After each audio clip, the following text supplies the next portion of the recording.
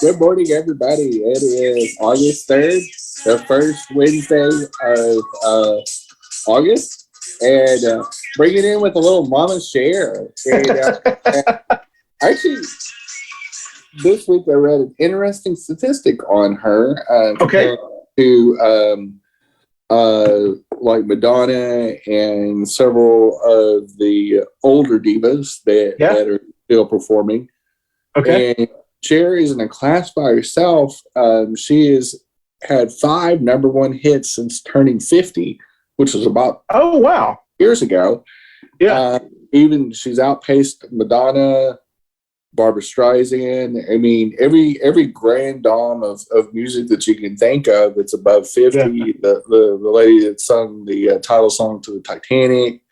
Above 50 now. Celine Dion. Leon, and you're talking about a very extensive list of Dolly Parton. She has more number one hits than Dolly Parton has after 50 years old. Yeah. Which, most pop stars, most contemporary stars start aging out in number one hits, mid 30s, maybe some 40. But the divas last forever. And it's very specific. Big old queens like Madonna and Dolly and Cher, which incidentally are all pro-LGBT. Yes. They're all just loving, giving human beings that just believe in love. Bette Midler. She's a little transphobic. Whitney Houston. She's been a diva for her voice. Yeah, but she's also bad. Yeah. I know, but I'm talking. Not to put too fine of a point of. But this is people that are still living. Okay. I'm sorry. All right. That came out on Twitter. These are people. These are performers that are still living. They're women, female performers above 50. Bette Midler. And Bette Midler's on the list. Okay. She only has one number one hit post 50 years old, where they hit the Billboard charts at number one at the point. And I think Madonna is second. I think she's had 2 or 3. Wow. But nobody's had 5. Cher's actually recorded 5 for one since she turned 50 years old. But as many people remember, she was wearing that, I don't even know if you want to call it a body G-string when she was singing that song. I can't remember which one it was. Turn Back Time? Aircraft Carrier. I think it was Time or whatever it was.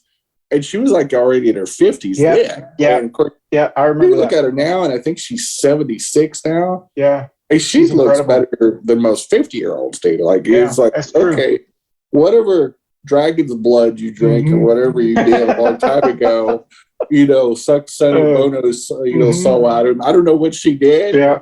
Just keep doing it. Just keep welcome to queers, Jenny. Nothing you think of more queer, especially in 80s and 90s gay bar. You could not go in a gay bar without not hearing a Cher song, especially if it's drag night. That's true.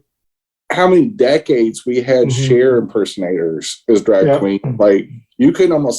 In fact, some people base their entire drag career on Cher songs practically. Yeah, or that's what they're known for. So it's just a little queer trivia and a little legendary diva trivia. And quite frankly, a lot of people discriminate against women above 50. So there's a lot of ageism when it comes to women versus men that are often thought older male performers are treated with more reverence than women are. And that's kind of ugly. But anyway, off to our main topics. And the first one's kind of funny. I'm giving out the Creepy Award to the Trump family. They Ivana Trump, Trump's first wife, and the mother of the oldest 3 Trump kids. That's right. Passed away in a very mysterious accident. Very mysterious. A couple weeks ago, and she fell downstairs. But anyway, they were, according to the Trump family, is that they were too sad to do depositions for, I can't remember which state was investigating. New York. New York. Yeah. They were having to bereave, but at the same time, they went to their student Nazi rally down in Florida, and then they've hosted and then they hosted just right after that this weekend. In fact, this The golf very tournament. last weekend, a Saudi-sponsored golf tournament where Ivana is buried next to the first hole. And not only is it creepy that they buried her on their property, but on a property where people are going to be golfing. Why would they do that? But I also think it's going to be harder to exhume the body in case they need to reopen the investigation, in case more evidence comes up with her accident.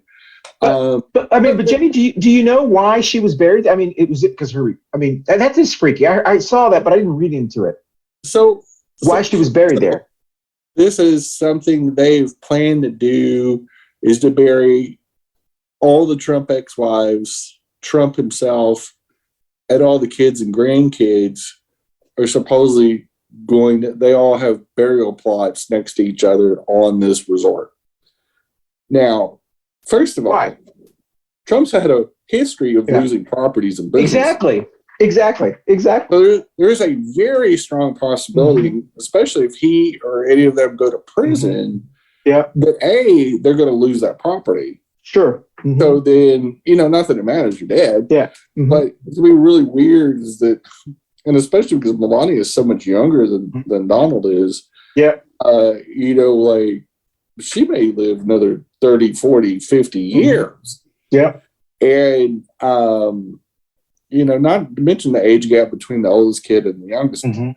And so it's a very bizarre practice. The chances of, Melania and Barron and those parts of the family actually getting buried there are almost slim to none, because there's a good chance the Saudis or some foreign country like China or somebody's probably going to foreclose on the Truth Social or something like that.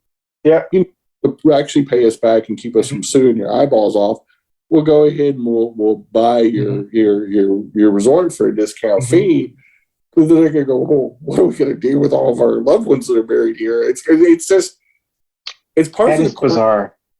So is anyone else buried there? No, I think Ivana was the first. So she was the first. Yeah. That's freaky. But I do think it's strange that it's his first wife and it's by a whole one. whatever. I think he maybe referred to her as holding. So anyway, to bury the second one in the second hole, the third hole, or they're all in one grave. I don't know. That's I don't know if it's going to number them out, and will they bury each kid's in numerical order, like one through how many? He's got 5 kids that he knows of that he claims, and so is Barry going to be buried on the 5th hole? Or it just. It's very, very bizarre. The whole thing. But Jenny, doesn't it add to it? This is fun to talk about. Of course. But it's not who we want as a president.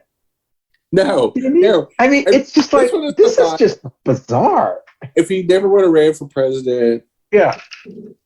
Or maybe ran for it, but didn't get the nomination. And they jackass Ted Cruz or Marco Rubio got it, and of course they never would have beat Hillary. Yeah, but had he just been a footnote in presidential history instead of the main event for 4 years, and he went back to just doing his apprentice show and all these other sticks, and we just talked about it, and then he buried her in one of the golf courses. It would be as weird. I mean, it still would be weird. It would be just because he's eccentric, so we go, oh, he's eccentric. No, he's wacko. I mean, exactly. But that's kind of we would think he was weird, but we would go, oh, that's weird. Eccentric can be weird on his own. Eccentric is kind of like a Brad Pitt and Angela. Oh, that's true. Yeah, or Johnny Depp. Johnny Depp. Yeah, I would call them eccentric or goofy. Yeah, because like Brad Pitt doesn't wear deodorant, he doesn't wear anything unnatural on his body. Now, I've heard his co-stars complain a little bit too. But anyway, that's eccentric. Yeah. Versus that's why I said the creepy award is because I think it's just creepy. I think it is creepy. It is burying a loved one on a commercial property. Yes. And considering how he changes hands with businesses and he doesn't even own the Trump Towers anymore. And just, there's so many, he just has such a history of failure, business failure. is to not just have a bunch of plots in a commercial mausoleum or property, or even in the area where she lived, is to put them that is weird. But on a commercial property in South Florida, it just is. It's a bizarro whole thing, and the fact that they very quickly bounced back for the things they wanted to do, but were too sad to go testify or I hope they. Deposition. I hope they. I hope the DA people. I hope that they share that to the judge, because I'm sure they're going to ask for another delay somehow. So hopefully they'll do to the Trump family what we did to Steve Bannon, which is hold contempt of court. Exactly. Since them. So just like Al Capone, sometimes you can't get them on the big charges, but you can get the ball rolling on the little charges. Exactly. It'd be nice just to have them all in jail. We'll get them. Yeah. Oh yeah. I mean, we'll get them. The January 6th thing in the House is going pretty swimmingly, by the way. Oh my gosh. Yeah. Unless of course you're a Republican right now. That's right. Pretty much, vets are disposable according to Republicans. No big deal if they're dying. According to that, especially according to Senator Daines, our favorite senator from, I believe, Montana or Wyoming, that talked about, we shouldn't be importing that Mexican meth anymore. Yes, exactly. Was fist bumping our favorite senator, Lady Cruz. Yeah. Fist bumped each other after they killed the PAC for paying for veterans of two wars, one primarily for the burn pits of the Afghanistan, I believe the Iraq wars. Yeah. And also it had an Agent Orange rider to fully fund Agent Orange treatments for all of that. And, first of all, it's amazing how their soldiers are so cool when they're fighting, according to Republicans. And, how Jim Boner would just cry, and, these Republicans get all swelled up when they sing God Bless America and the national anthem and all that crap, and wave flags and hump the air and bump fists. But then when we're talking about people that have already served, I don't know, dying because of the exposure to chemicals and weapons and trauma, that's too much socialism. Well, the buck stops there, even though we get our health care, at Walter Reed Hospital, and it's okay if we get the best care. Yep. But we don't want people that actually served our country and got exposed to the stupid things we did for no reason. We don't want them to get any care at all. Like, we don't want to pay for that, And so Jenny, you know what I thought? Because I saw that, I think it was on Twitter, where they had fist bumped right after it. And Ted Cruz has been getting a lot of backlash. They all have been getting a lot of backlash and they well deserving. Now they're trying to backtrack and say, well, what happened was the reason we did, this is the real reason why we didn't do this and so forth. I left my wallet in my other exactly in my girlfriend's my boyfriend's car. So so I didn't know I needed to pick for them veterans now. And so the biggest mistake. Theodore Cruz, I love them veterans, unless of course I got to spend money on them, babe. But you almost sounded like Mitch McConnell or I can do it. But essentially, all you got to do is a foghorn, leghorn, and just sound a little dumber. Well, hey Jay, this is what I was going to say. The boasting of the good. It's annoying to hear Republicans talk about how they're going to have this big wave in 2022. We've been hearing that since last December. Yeah. Inflation, high gas prices, and gas all this prices. Baby formula. Yeah, exactly. They got a little quiet about the gas prices. The problem when you boast too much, which I will at least give Democrats credit, sometimes we never try to be overconfident. We always tell ourselves, don't get overconfident. Something can change, and we're always prepared. They are so overconfident that they continue to say, when we take over, we're going to investigate this. There's no humbleness in them. And we all know, whenever you have a person that's such a braggator and is so humbled, all it takes is chipping away. And this is another chip away. Gas prices are going down. Inflation, inflation is high, but we're still living. It's not like the inflation from the Right. 70s. But here's the thing: is that Biden put forth a bill Exactly. Yep. that would fight inflation. They shot it down in the Senate. Exactly. And here's the thing: if they were that worried about inflation, the same way with gas prices and all these others, Democrats keep coming up with solutions and they keep going down. And so, if you're really that worried about it, if you're really a pro-life party, the last time I checked, veterans are living human beings. You have all these Dare to Be Great movies, just times, just like all the good shooters that are out there, the good guys with the guns. We never see them show up either. Exactly. You can't even get the police to do their job in Uvalde. But we have all these problems, but Republicans never bring a solution to the table. They're the party of They're the party of the bitching. Of no. They just want to sit around and complain because they gotta have complain. Because they don't have any policies. They haven't had a platform since 2016. Yeah. So they're literally a ship without a sail or a rudder. They're a clueless sinking ship, just like those yachts on Lake Travis in Texas, Labor Day week 2020, which was deliciously funny. I repost those memes all the time. And it's just a bumbling group of absolute idiots, which I'm okay with them talking. I'm okay. I agree with you, Jim. I want them. I like Jim Jordan to talk about how when we take over the House, we're going to make Marjorie Taylor Greene the whatever, or her saying we're going to bring Christian nationalism, to this. So there goes the Jewish vote. There goes the Catholic vote. There goes the. They're literally, they've already brought Christian nationalism to the front of the table. Yeah, but they've had that for a long time. Reagan was a Christian nationalist too.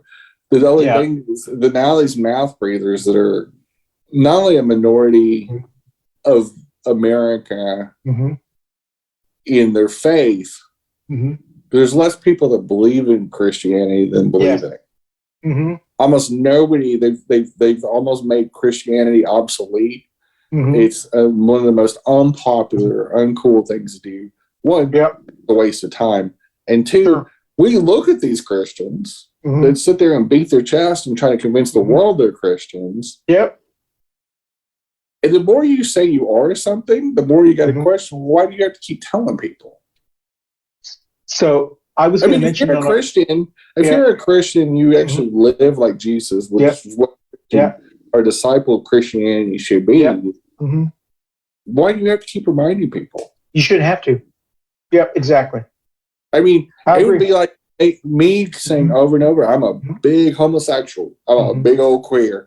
And me saying it all the time that I'm a proud member of the LGBT. I said it all the time. I don't even bring it up. And we do one show called Two Queers in a Truck. And so I think if you are, you are. And if you have to remind people, you might be an imposter. But that is our second segment. And we're going to take a short break. And we'll be right back. Hey, everybody. You can catch us on your favorite audio podcast platform, Spotify, and all Apple Store, the Google machine, and whoever else does podcasts. We're on there. We broke in, and we're staying. So enjoy the Two Queers in the Truck on your favorite audio podcast platform. Thanks for listening or watching. Bye-bye. Happy Pride. Hey, y'all, a very important PSA. Monkeypox, a viral infection similar to chickenpox, is on the rise. There's been over 1,500 cases documented in the United States. If you've been exposed to the pox by a lover or by any other intimate contact, make sure you contact your county official or your personal physician. To learn more, you can contact any of your county health officials and see about a vaccine and or possible mitigating the symptoms. Be safe out there and have a fun summer. Bye. Thank you, Boo, for that information. Bye. It's just like Trump always having to remind people that he was a billionaire. Till all of his books came out, and we found out he wasn't. And then you haven't heard him say he was a billionaire since. Like he got, as soon as those tax returns got leaked, and we found out he wasn't worth $1 billion or more, he got amazingly quiet. So I saw. About that. Well, anyway, let's go to our other. If I So will talk about it. our proud fascist, MTG, is going to be Trump's vice presidential running mate, according to her. I saw that. So the mouth she's stupid. She's delusional. Is they were at that little student Nazi rally down in Florida a couple of weeks ago when they should have been mourning his dead wife, ex-wife, and I guess the crowd kind of applauded a little bit more when she came up on the stage with Trump, and somehow the few little neurons that are in her brain that still work, that aren't destroyed by wine and probably some STDs from her swinging days, or maybe still not out of her swinging days yet. But anyway, she's probably the reason monkeypox is around. That's probably, we got to check her flight log and see if she ever made it via London. We're like, what it is I think I left my other virus. What happened was the country. But anyway, somehow she extrapolated out of the thin air, with nobody even saying this, including Trump, is that she's the favorite to be his running mate, and literally said she's going to be his running mate in 2024. Or maybe she just thought if she speaks it into existence, then Trump's going to go, well, that's such a great idea. I'm not going to be able to run anyway. Exactly. But you can be my pretend vice presidential candidate, as I'm a pretend presidential candidate. So maybe she's wanting to get a gig on his little carnival speaking tour, or whatever you want to call this, the facing of America. It's bizarre. It is she could be a really good juggling clown. I don't know. Hey, but admit, Jenny, you would love to see her as his running mate. Oh, 100%. Oh my God, we would all. She'd be Sarah Palin times 10. I would switch to independent just to vote for that team. Exactly. I swear to Buddha. I would too. If he picks her as a vice presidential running mate, let's say he gets the nomination for whatever. Yeah. Or even alludes before he secures the nomination that if I indeed get the nomination, I'm going to make MTG my running mate, barring that they both get convicted before then. But let's say they don't. There's some kind of bizarre world. They're able to run. I'm all for it. I'm here for it. I mean, it would be the funniest. It would be. First of all, that would secure him not getting the nomination. Exactly. Even Republicans, no way, no how. Exactly. Will that hurt me one heartbeat from being president? And all we would need for him to do is say, if he gets elected, she's his vice president, and Matt Gaetz would be his secretary, the Secretary of State, and Lauren Bobbitt would be Secretary of Health, or something really like something that she's not quite. Anyway, that'd be hilarious. I think Matt Gaetz is probably going to be charging something involving children. Oh yeah. Oh, that's what I was going to tell you. Hey, can I tell you this for like 30 seconds? It's probably good. It's going to be the education secretary special. Yes. So the owner of the satire website Babylon Bee, it's a conservative satire website. He has been contributing heavily to Matt Gaetz, to Lori Bobbitt, to other really hardcore individuals, and he always contributes. It seems like he always contributes to people that have been accused of grooming or being a pedophile. But yet he is the chief spokesperson against posting stuff about gay people being groomers and all this kind of stuff. So it's reflection 101. He is so against it, or that's what he's saying, but yet he's putting all his money into people who have been accused of doing it. Probably bought Pedophile Island from what's his face, and it's probably so when I saw on the planet. When I saw that in the Washington Post, Jenny, the first thing I thought of is what you said. The Democratic Party needs to do some investigation into him, because I assure you, there's something in there. Anything to do with conservative. Yep. And whatever accusation they make is a confession. And so I'm telling you, it's just like if you're, a supposedly straight man like Lindsey Graham, for example, and he's so anti-gay. Eventually, you're going, you are really obsessed about gay people. Exactly.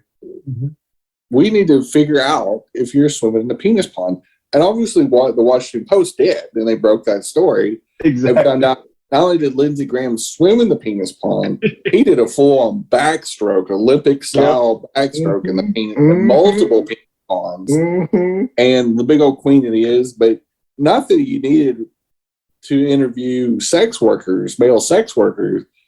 Let me just tell you, I will say this a million times. The first time I saw him on TV in the 1990s, I'm like, does he know he's gay? Like he was flaming. He was a big old Southern belle. I was like, oh my! I'm surprised the Republicans elected a gay man. Yeah, they probably just overlooked that little tidbit or detail. Yep. Because you know they got files out the wazoo. Like the you know, Republicans keep the Republican Party, the RNC keeps files on everybody, and they probably have like a hidden file that is. You know, every one of these fools, they've got doxed because in case they need to do a play out of their playbook like a Maddie Cawthorn. Exactly. You know? And they've got a file on Bobert and MTG and all of them. They're like, you know, remember when this is why they fall in line so easy. Exactly. You notice that like Ted Cruz and a bunch of them, including Lindsey Graham, in 2016 and early 2016, were never Trumpers. They were. There was a liar. He's a bad business person. They were just slaying him until he got close to getting the nomination, and they were like, they put the e-brake on, and then after he got the nomination and started raising money, like, oh, he's a pretty good guy. I love the Apprentice. Like all of a sudden, it's just like they were just like it was a miracle. But anyway, it's on automatic. The killing machine is on automatic. As an example of out of control shootings in Minneapolis, Minnesota, they are seeing a huge surge of self-made automatic weapons getting imported. So they're getting these kits, and they're called actual auto sears, and they can be 3B modeled, but they're coming from different foreign countries, supposedly. Oh. I think they're probably getting made here. Are they ghost guns? I guess they're a version of ghost guns, but these are actually automatic weapons. Oh, wow. To give you an example, in Minneapolis, Minnesota, last year they had 171 shooting incidents with these new automatic weapons. It fired a total of 1,799 bullets. Okay. Which is a lot. Yeah. just to give you an idea. Yeah. Automatic gunfire is going up 338% just in that city alone. Versus the year before, they only had 39 shootings with automatic weapons. These can be purchased at very low cost. They're extremely affordable. And they're proliferating many areas. But for one, they're completely illegal. Sure. They're completely illegal to import, or I think they're not coming to import. I don't think they're going through customs. I think they're being here in the United States on the down. But anyway, it's becoming rapidly one of the most dangerous classes of brand new street weapons. And besides the fact that we've got 406 million legal guns, meaning that we've got 120 guns for every 100 Americans. That includes babies. Yeah. The next closest country's got 50 guns per 100 people, which is the Ukraine, and they're in the middle of a war. So they're giving us every civilian that can point a gun and say, put it that way, point the boom boom in towards the Russians and just keep shooting. Have you heard? I saw one of those tweets maybe a month ago, even though the war's been on for a long time. I can't remember where it was, but someone tweeted like a picture of the president of Ukraine or someone in Ukraine and said, "This is the reason we had the Second Amendment." You know, which is of course it is, because you can't compare the United States and Ukraine. However, I mean, tremendous.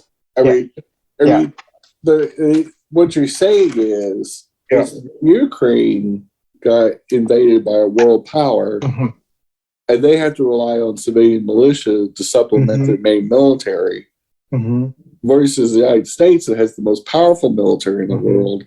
We actually would have already taken over the Ukraine if we had invaded them, just like we did with Afghanistan and Iraq. And so the crazy thing is when people say that, but we don't need a militia anymore, so we don't need 280 either. No, exactly, Jenny. That's my exact kind of what I was trying to say was that by suggesting that's almost a slap in the face to our military. That's saying that the reason we need the Second Amendment is because we have such a shitty military. I don't trust the police and sheriff and a Homeland Security and Border Patrol because they're so bad. I have to have this.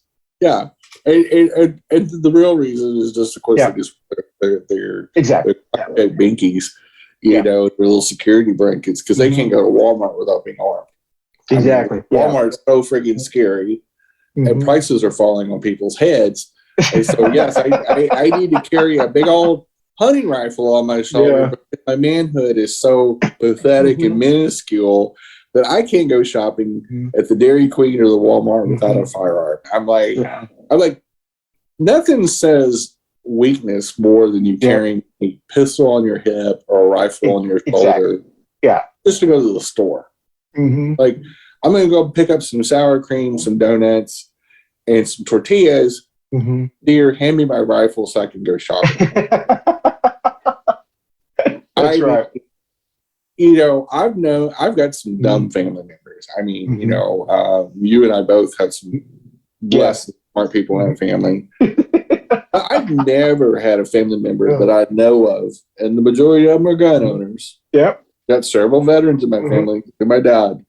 But I promise you, I would never picture my dad going to the store and saying, I need to take my gun so I can go to the store. Exactly. I mean, and he owns multiple guns. He's trained military, can shoot people's eyes out. Is a combat veteran, and never once growing up in his history, because he has actual respect for weapons. He actually keeps them up safely, and people that actually have respect that aren't performative idiots. They actually can handle firearms because they're intelligent enough to do it. Would also have enough intelligence to pass any tests they need to also. And this is my whole point. The people that would pass the tests to be able to get licensed to have a firearm in their life, decent gun owners don't want those fools ruining it for them. Because what happens in this country is we let something go, we let it go, we let it go. And then we have to jump into a nasty World War II because we let it go for so long. And this the same way with we banned alcohol, thinking that would solve our problems. And of course, it created the Al Capones of the world. We had these nasty murders in all these cities over fighting over booze. That even Egyptians were brewing 3,000, 5,000 years ago. And so, you know, like people aren't going to make bathtub hooch if you ban alcohol. Just like every state that doesn't have legal weed, people have potted plants in basements in grandma's house. And everything. That tomato plant doesn't make any tomatoes. It just That's true. It's a pretty tomato plant. Exactly. I go. That's a funny looking aloe vera. Sorry, Grandma. You know, it's a special kind of tomato that helps me sleep. That's right. It gives me the money, so pass the Snickers back. But anyway, you know, back to the gun thing. You know, the whole. Now we got these out-of-code problems with people 3D printing guns and making all kinds of automatic weapons. And it's because we've taken something and abused it like certain Americans do, just like Catholic priests and small boys, is they take it so far that it stops making sense. And we don't need 406 million guns. We definitely don't need automatics being printed on a 3D printer. But anyway, that is our second break, and we'll be right back with some more Two Queers. Hey, everyone. Thank you so much for watching us on Two Queers in a Truck. Don't forget, you can watch us anytime at your leisure on our video podcast platforms like Facebook and YouTube. But you can also listen to us, either this show or any of our past shows, on our audio podcast platforms like Apple, Amazon, Google, Spotify, and all of the other ones. So once again, thank you for watching Two Queers in a Truck. I hope you enjoy our show. Hey, y'all, a very important PSA. Monkeypox, a viral infection similar to chickenpox, is on the rise. There's been over 1,500 cases documented in the United States. If you've been exposed to the pots by a lover or by any other intimate contact, make sure you can contact your county official or your personal physician. To learn more, you can contact any of your county health officials and see about a vaccine and or possible mitigating the symptoms. Be safe out there and have a fun summer. Bye. Thank you, Boo, for that information. Bye. And we are back. And can't be mayor of New York City. I think I'm going to be a sore loser and start my own party. Andrew Yang, almost a year ago, started his own party and is catching a lot of fire on the Twitter scape because not only did he start his own party and was running as a Democrat, both for president, and didn't get close to nominating, he's a billionaire and saying all the right things, and got obliterated in the New York City race for mayor. He went from president to mayor. And now he started his own third party. The issue is that he's running a Democrat in both races. And this thing has been backed by major, very problematic Republican mega donors. Okay. The majority of his donations are coming from very libertarian, Koch brother-like donors. And people are, in fact, some of them are ones that back like Proud Boys, that bankrolled some of the most problematic people in Congress, Trump, that sort of thing. And people are really questioning what his real motivation is because they're saying, hey, we're trying to fight back authoritarianism. And now you're going to try to run like a Democrat. What is he running for now? Party. Well, I guess he eventually is going to run for president again, but is under his own third party platform. What party is it? I mean, is it? I forgot the name of it. Okay, all right. But it's I can look it up. No. I mean, that's not important. But he's officially no longer a Democrat. Correct. He's created his own. Okay, all right. Huh. Interesting. But the issue is that one of the reasons the New York City voters, for example, consistently voted against him was because they're going, a lot of your theories are only going to benefit the rich. Exactly. And you're basically, but you're running as a Democrat. You're running supposedly as a progressive. Yeah. So he has one major progressive idea, which is the UBI or the Universal Basic Income. That was the only thing that he had. He was really a one or supposedly a one-issue guy, kind of like Bernie with Medicare for all. But the truth is, his other ideas all sound like the Republican Party. No, I mean, sorry to interrupt you, Jenny, but the warning sign that I always had about him was when he was running, there were people like, they were like libertarians, like our former co-host on our other show would say, I like him. Just like that. So that former co-host said, I like that lady from Hawaii. What was her name? Remember? Oh, yeah, Lucy. Yeah. He liked her. She had some great ideas. And then no, exactly. So it would be like me saying, just out of the blue, well, not out of the blue, but saying, I like some of the things that MTG says, or I'm starting to like, I don't, Matt Gaetz is starting to sign. You know what I mean? I think that old Dixon, he was just really misunderstood. Exactly. I mean, he just broke into one building. It wasn't that bad, and Joe Rogan loves him. Like Joe Rogan loves, he loves Bernie too. He loves Bernie and this guy. And so I agree with you. That is, he's not responsible for people who support him, but people who support him give you an idea of what they unless like. You're soliciting donations from problematic people, Koch brothers, and some of these other people that they named off in the article that have very brutal histories that are very much high wealth people that are backed by the stock market and large petroleum company and people that we're trying to get under control now and make things make sense. And this guy is soliciting donations from them, and he's a tech savvy billionaire that's full of knowing what he's doing. I do agree with if your followers are your followers. So, and I'm not talking about the rank and file voter that's the problem. I'm talking about just the donor. The Bernie Bros Exactly. were very Yeah. problematic in 2016 Yeah. on a lot of things they said and did. Mhm. But that's not Bernie's fault. Bernie's problem was, well, Mhm. he was a single issue Mhm. candidate in a very complicated race. And actually nobody knew who he was. Mm-hmm. But don't you think, Jenny, this is another example, and I hate to keep using this as an example because it sounds like my old Dan McCready days. But the only thing I can keep thinking of, it reminds me of our city council person, Tariq Bakar. Andrew Yang is, like, to me, a Tariq kind of person. Except for one difference. Okay. Tariq can get reelected. Oh, that's probably true. Yeah.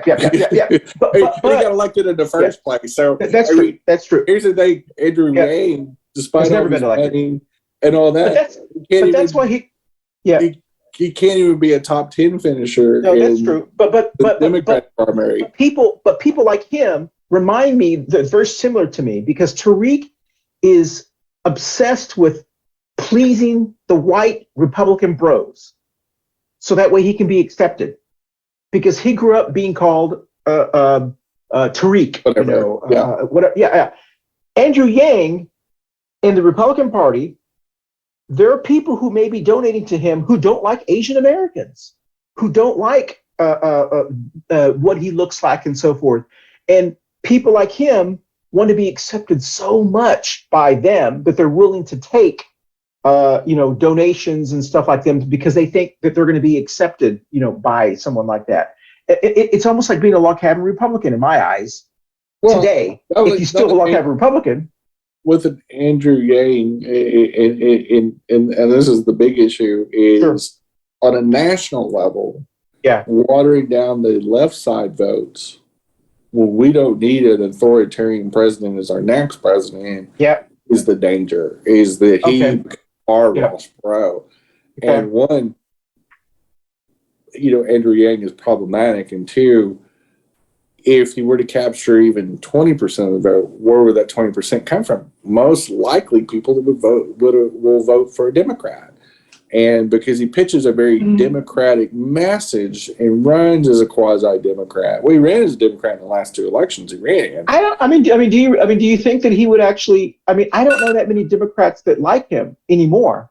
It seems like the only people that still like him are libertarians and Republicans. Well, it's because he ran as a Democrat. And so I know, but he's no longer. When he rebadges that as a third party, the issue is just like Ross Perot couldn't run as a Republican. Yeah. The Republican Party would never let him win. Sure. They would have ran more experienced Republicans against him, and this was before social media. Yeah. But Andrew Yang can't even win the New York City mayor's race. Sure. Yeah. He's a sore loser. Okay. But it doesn't mean that if he doesn't come, most people don't even know who he is. Despite him running, he didn't get enough. He didn't. So basically, he was worse than Bloomberg. Yeah. So your point is, and I understand what you're saying now. What you're saying is the Andrew Yang can be problematic because if he continues what he's doing, he could actually pull some Democratic votes. That's what you're suggesting. In an election. Like Ross Perot in 1992 was the primary reason why Papa Bush lost. Not that was bad. Yeah. But Ross Perot pulled 21% of the vote. Sure. So I guess what I'm saying Andrew Yang is articulate enough and has got enough financial backing to pull that same number. But I don't think he's going to pull I think he can pull some Democratic votes, but I think he's going to pull more I think he can be more dangerous for Republicans. Okay, well, we'll see. I mean, because he's going to pitch UBI and the help for the poor. It's just that a New York City voter is very suspicious and very very educated in politics. New York City's got a high competitive level and all that. And so do you think that the Koch brothers and those people are supporting him because they're hoping he will pull people from the Democrats as a third party candidate? Because the Republicans can't win the popular vote. Okay. If we are successful in holding the House and the Senate in 2022, there's a good chance there's already a bill in play to end the Electoral College. Yeah, okay. And the only way they'll win going Mhm. forward is just like what happened in 1992. Clinton did win the most votes, Mhm. but he didn't win the majority of the vote. Like he didn't win over 50%, but he won enough. He got the most votes, Mhm. and of course won the Electoral College. Yeah. Perot just watered down the vote enough because he Mhm. ran as a quasi-Republican in his own Yeah. party. And you think Andrew Yang will Yang- run as a quasi-Democrat? He's gonna pitch like a Democrat, Okay, I see. but he Okay, really is. Well, he doesn't really care where he is. He just wants to get elected. okay. Well, he can't. That's the I problem. just don't think he. I don't think he will ever. But We didn't have to. He yeah. didn't have to screw us. Ross Okay. Perot did win, Yeah. but it was enough. And of course, his image was that he was a Republican light. Okay. Andrew Yang is Yeah. still going to come off since he ran for president and mayor Mhm. of New York City as a Democrat. He's going to come off as a Democrat. Okay. No matter what. Mm. And most people aren't politically savvy enough to know that Sure. the public secretary is the one's backing him financially. Because Okay. again, it's a separate thing. A donor level person Mhm. and a regular voter are not going to be able to suss out the difference for the most part. That's true. And if he Okay. gets billions of dollars investment, Mhm. he's going to be able to create his own message, his new image. The last subject is rising rents, no big deal. In the last 2 years, in 2021 and 2020, 2021, rents nationally went up 17.6%. In Mhm. 2020, 6.7. Average wages for hourly workers have gone up Mhm. only 3% last year and Mhm. about the same level the year before. Yep. Literally a fraction or a third of what rents, which is your housing is probably your number one expense unless Yep. you own your house free and clear. And it's whatever gains we made because of the economic changes, we Yeah. lost at the housing line. We won't even Yep. talk about groceries and gas and everything else. Mhm. But this housing crisis, as housing prices for sale houses have gone up so much, Yep. it gives landlords the ability to go, Mhm. well, what are you going to do? Go buy a house? Mhm. So Yeah. they can raise the rent. So what are you going to do? That's a good point. So there was an article that I kind of mentioned in our coffee show in the Charlotte Observer, the paper, our local paper, and they did an article about the corporate landlords. And there was a report that was done by a subcommittee in Congress about corporate landlords who are buying so many houses around the country, but mainly in Charlotte and some other growing cities and so forth. And here in Charlotte, they own 44,000 homes, about 15 or 5%. I can't remember the percentage of homes, and their companies are 6 companies that actually purchase them, and they have all cash. So whenever someone wants to sell their house, they can't compete. A first-time buyer can't compete against them, and those are usually the houses that first-time buyers would actually try to buy. And it was talking about how they were trying to, when the eviction moratorium occurred, how many of these try to bypass it by doing creative things to kick people out and forcing them to all this kind of stuff. So Mark Gurl, our county commissioner, was quoted in there talking about the county commission is establishing a study how they can deal with it, because this is something new. When we were in Key West, our undisclosed location, we were in the pool. There was a person there that was very familiar with what's going on. They told us, so it must be true, that there was a plan after the housing boom of break of 2008, 2009. And there were some companies like investors that were looking for the next investment. And they started to consider buying houses as rental properties, single home rental properties. And then it started to really boom as the 2014, 2015. And what they were focusing on cities that were growing that had very little renter protection, because they knew that it would take that city years to pass ordinances to protect renters, like rent increases to protect, like New York City does or Chicago does. And they knew that by the time the city came around to protect renters, it'd be like 10 years. And so they focused on Austin, Charlotte, Nashville, these cities that were booming. And so I thought that was very interesting, because what that tells me is they fully expect to continue to raise rents for another 5 to 6 years, because they And so that is a warning sign that we renters, housing may slow down, but renting is going to keep booming. But what the biggest issue is that because there's just not a super high amount of new houses being built. Yes, exactly. And combined with taking 1 out of 7 houses off the market. So nationally, corporations own 1 out of 7 homes. Yes. Individual single family homes. Let's just concentrate on that market. Yeah. It does a couple of things. Even in the resale market, it drives prices up. Yeah. In most major markets, in the top 25 markets, housing prices in single family homes have gone up between 300% and 400%. Yep. Since 2010. And it's not just because they're not building enough homes. It's just a sheer numbers game. And it's just like the Hunt brothers tried to do it in the 1980s, which is innocuously through different accounts. It was the corner of the market by buying a certain amount of silver and driving. Exactly.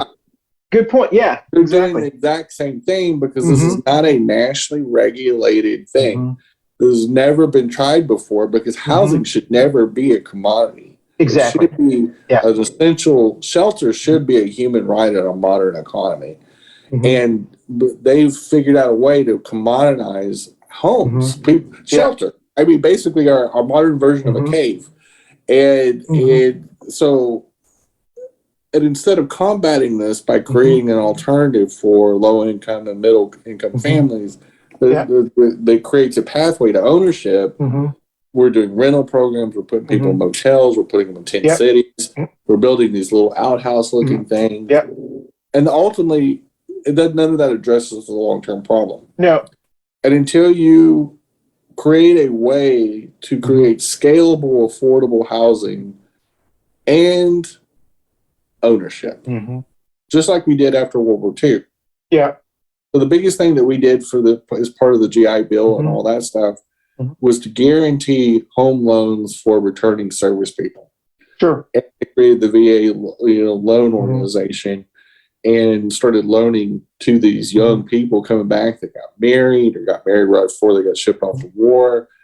And it created a great boom, but it also created generational wealth for everybody to serve.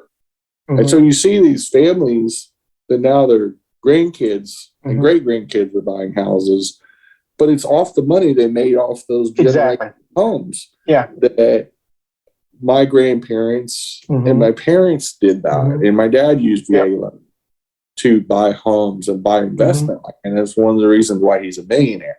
Sure. And it's because he fought in Vietnam. He was wounded. And he was able to secure a home, his starter home, and 120 acres of North Texas land. But you know what, Jenny? I know we run out of time, but I don't see in the next 5 to 6 years this going down. It's only going to get worse because homeowners, because the homeowners, we like them to buy the houses because it raises our prices. Exactly. Yeah. So here's the problem. Here's the problem. For somebody that's been in their home a long time, like 5, 10, 15 years before the boom, before the price boom, not the building boom, but before it would. So somebody like you and Andrew that's been in your home, 8, 10 years? Yeah. Your price, when you bought that home, it probably wasn't that expensive compared to now. Yep. For you, it'll be great. For people, but we'd have to move somewhere else because everything else is $800,000. And try to find a house for what you paid for, what you get out of it. You couldn't. And here's the problem. There's 2 problems. Yeah. Older families, and I'm talking about, in or around retirement age. Yeah. They think they're sitting on a gold mine. They sell their house to a developer, for example, and they come in and buy it for mad money, all cash, quick close. Yeah. Boom, they're out. Well, where are they going to move to? Yeah. They're tearing down all the downsizing homes here in Charlotte, for example. All the little cute little 2-bedroom cottages. Yeah. They're older homes, but nice homes, like across the street from me. They're tearing all those down as soon as they go on the market and building 4,000 square foot homes and townhomes, all these monstrosities. So they're catering to one specific type of market, which is younger and affluent, with all this banking money coming in. And that's not just Charlotte that's that way. And so basically they're saying old people need to move way out Yeah. in the country and buy a trailer or a cottage somewhere 60 miles from Charlotte, even though they need Yeah. to be close to hospitals and things of that Mhm. nature, and deal because they want to travel less, not more. Yeah. And they're wanting to slow down, but have a manageable home and they want to cash Mhm. out because they're using homes as a Mhm. commodity. Yeah. Instead of investing in the stock markets and gold Mhm. and precious metals and all kinds of these other things that are actual deals, Yeah. homes should not be treated as investments per se. Mhm. The wealth is the fact that you can pass a home down to your kids and land to your kids. Mhm. We need to make homes affordable again Mhm. with no interest loans for younger generations. But affordable- Jenny, I guess what I'm but saying is that also- I don't see how that's going to be fixed unless Congress makes an actual effort to do something. I There's don't two know. things. There's three things. There's three things that can change this. Okay. Windfall taxes. Okay. We'll slow down this Sure. this deal. Make it illegal for non-occupied homes Mm-hmm. that corporations can't own homes. Sure. That you have to own or occupy homes, Mm-hmm. at least for a certain period of time. Okay. And it needs to be something federal, and it has to be, and also creating a governmental program Mm-hmm. that gives an entryway to all people being housed. But you have to get a certain amount of the market on board to build neighborhoods Mm-hmm. that are using recycled materials and Yeah. affordable materials and getting that price point, that entry level price point down, and use existing rehousing laws and programs, because we have tons of those on the books. There's tons of programs in homelessness, but if you don't have a affordable place to move them into to do the housing assistance, and everything is $2,000 a month, the government supplements. A, if the developer will even take the supplement, and B, if you can take the $2,000 a month down to $1,200, the problem is the person making $10 an hour ain't going to be able to afford even the $1,200 a month. You know, so it's an economy where we're taking an entire segment of the population that we're either going to put 10 people to a house, which is the underhoused market, which is huge. There's tons of young people living in very overcrowded housing because they have to, and or the homeless problem. That's why you're seeing 20, 30, 40, 50,000 people living on the streets and in hotels and shelters here in Charlotte, North Carolina. Well, And this is why you're seeing millions and millions of people. Even a small city like Amarillo, Texas, I'm going to use this as an example before I close. A school district that probably has 40, 50,000 students, if even that, maybe more like about 30,000 students, 35,000 students, has over 2,200 homeless or couch serving students. 1 out of 15 of their students does not have a permanent, sustainable home. And that's in Little Amarillo, Texas, with about 250,000 people. You know, you can just imagine with over 160, 170,000 kids in CMS schools alone, if you use that same metric, you probably have 30 or 40,000 functionally homeless kids either living in hotels with their guardians, they're couch serving with Aunt Molly, and or they're literally living on the streets. And so you made it. You made a very good point. You brought something up, and maybe we can talk about this because we run out of time.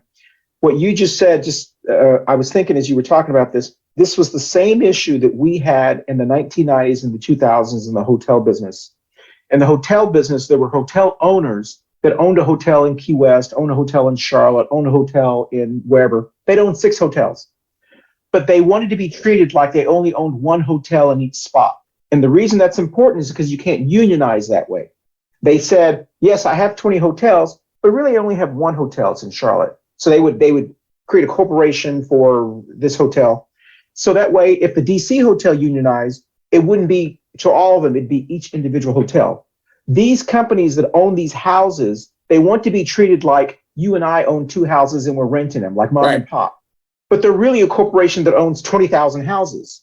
And they don't want they don't want the same rules applied for, let's say, the houses they own in Chicago to the houses they own in Charlotte, because then there'd be a rent cap. you could only raise the rent 5%, or rent control to be rent control. Well, yeah, And so Congress needs to pass a law that says these are not the same as individual families that own 3 or 4 houses. And let's say 10. You can own up to 10 houses and you're a small business. Anything more than that, you're a corporation, and you have to be that's a great idea. What one of the huge problems is that when you are an outer state investment, and they're even fundraising this way. So there's these corporation fundraising. It's called a SPAC, which has a lot less rules. Which it's always a good idea to allow people to raise money with less rules. And sure, that's never gotten us in trouble before. Exactly. Yeah. The Great Depression and the Great Recession. But every time you make the rules lesser, especially when it comes to real estate, one of the biggest things that crashed our economy during the George W. Bush years was a lax mortgage industry and real estate rules. Yeah. And it bit us in the ass in a very tragic way. Some states had up to double-digit unemployment rates, all because we were so irresponsible and we're not mindful to our citizens. Yeah. But anytime you have unhinged, unchecked capitalism, you're going to get these kind of results. And we've known about this problem for quite a while. This is not, this is just didn't pop up. It's just that people are now really feeling the pinch. And the rates aren't just going up because of inflation. These are artificially driven pricing. In fact, I got an argument with somebody that has been on our show on Facebook about this, because they were trying to claim that there wasn't enough houses being built. No. There's plenty of houses to be built. Yeah. There's more empty houses sitting in real estate trusts because of this overinvestment into the market than there are homeless people in this country. Sure. We don't have an inventory problem. We have large corporations buying and sometimes even sitting on homes, not even renting them, to drive the prices up so much artificially that you've seen just in the 4 short years I've lived here. You're seeing houses that in 2018 sold for $450,000. Nice homes, Union County, that are now worth $650,000 to $750,000 without a change to the house. Like crazy. It's the same property, and you now can put it on the MLS and sell it for $650,000 to $750,000 without zero improvements, because there's so many developers going and investment companies and these SPACs coming in and buying up homes and buying up inventory. Some of them aren't even hitting the market because a lot of these realtors are complicit with it, where they turn around. And I got this person I got in an argument with that was lying about it is a realtor. Yeah. And she was lying her ass off about it, and everything she was saying was not true to protect the fact that she's turning around and selling to these developers, most likely. Sure. And making basically blood money, driving the homeless rate up. And the problem is that real estate's codes need to be rewritten, and we probably need an standard, because just like any other scam, this is another Ponzi scheme where you're making money for nothing. Yeah. And it's going to drive up homelessness, underhousing. It's going to damage an entire generation of young people. They're not going to get the security of home ownership unless there's an intersection and a market change that forces that. And there's so many ways to create that, but city, state, and federal governments have got to be more accountable and realize this is not a problem that we can just ignore, or we're going to have another student loan crisis. We're going to have another. We're going to have another financial crash that's going to be bigger than anything else, because if you put enough people on the streets, it's going to be a problem. But you know what, Jenny? That's the big complaint I have. I know we're out of time. That's the biggest complaint I have, like here just in Charlotte, is like our mayor and certain people run on this platform called affordable housing. And even Congressman Adams run on affordable housing. What's a buzzword? Exactly. What's affordable? Because especially on the left-leaning politicians, and sorry about cutting you off, but this is something that LaWanda was talking about when she just ran for office and successfully won, is that she makes them define what is affordable housing to you as a coworker, is that she says that is the biggest lie. And Democratic On the Democrat Party side, it's one of the things that gets you mad at Democrats is because they talk about affordable housing and all it is lip service. Exactly. And you have to really talk about scalable affordable housing and most importantly, an affordable pathway to permanent ownership. Exactly. There's where we've been, and we've done this before in this country, and it's what caused the booms of the 1940s, 50s, and 60s is because we helped young people get into housing with the FHA, the VA, and the USDA loan programs, respectively. And it helped rural Americans through the USDA. It helped the FHA creating a housing standard for the most Americans, and for the people that have served in the military, you had the VA pathway. And so you had three fabulous, strong programs to make sure the best thing we can do to sustain our country and sustain our population and guarantee better health, better medical costs. You want to end the drug war, make sure people are happy and safe.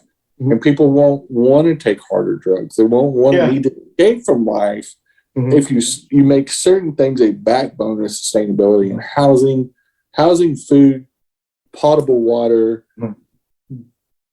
livable wages. If you have those four things in your society, you can forget everything else because it'll cure most problems. You won't have as many economic problems because here's the thing, and this is the most important thing before I shut up, is if you have an unstable housing market like we do right now, we've had for a long, long time, the issue is that the inoculation of fixing this right now is so much cheaper than going back and being a cure.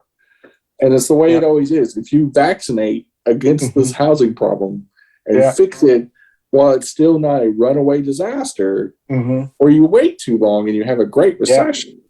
Obama-Biden spent 3 years getting our country in some sort of order to get us back to some sort of stability. We had a massive crash. It dominated the first term of Obama-Biden.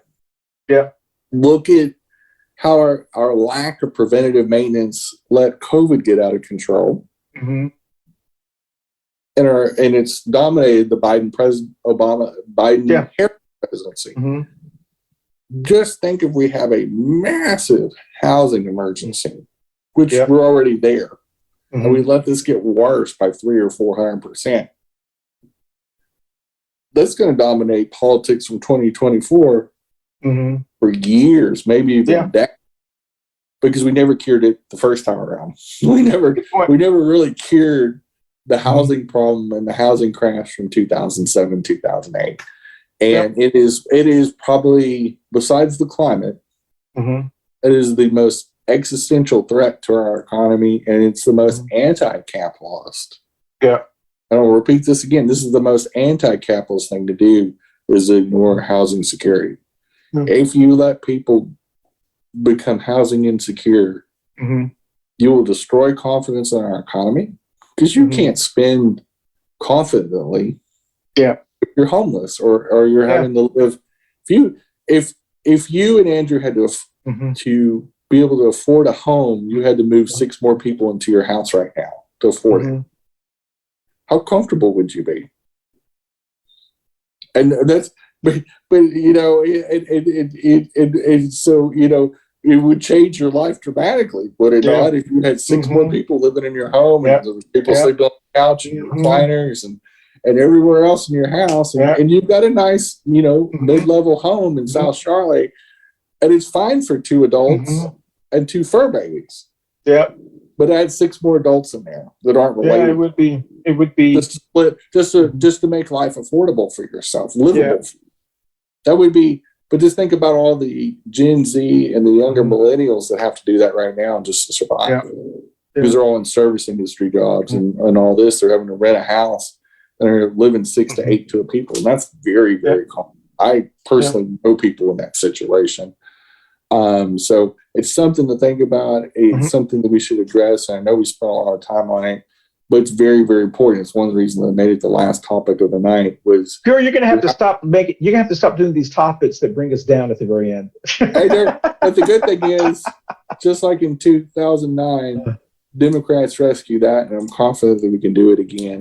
So it'll be an issue in 2023. But that we are out of time. We're way past time, and we appreciate everybody for watching. Let's start dancing early. Make some comments on our show, and be safe out there. Bye, boo. Bye, boo boo. Hey, guys, thank you for watching. Be safe out there. There's a lot of bugs going around. And wash your hands, social distance, and just be safe and smart. Bye, boo. Bye, boo. Hey, y'all, a very important PSA. Monkeypox, a viral infection similar to chickenpox, is on the rise. There's been over 1,500 cases documented in the United States. If you've been exposed to the pox by a lover or by any other intimate contact, make sure you can contact your county official or your personal physician. To learn more, you can contact any of your county health officials and see about a vaccine and or possible mitigating the symptoms. Be safe out there and have a fun summer. Bye. Thank you, Boo, for that information. Bye. Hello, everybody. We got two Queers and Trucks and another episode in the can. We appreciate y'all watching and tuning in every week. Hope that you tune into our podcast, both with Coffee and Pandosi and two Queers and a Truck. We talked about all kinds of things this week, from white supremacy to Joe Biden calling somebody a son of a bitch to a whole bunch of boys. Thanks for tuning in, and y'all be safe. Bye, Boo Boo.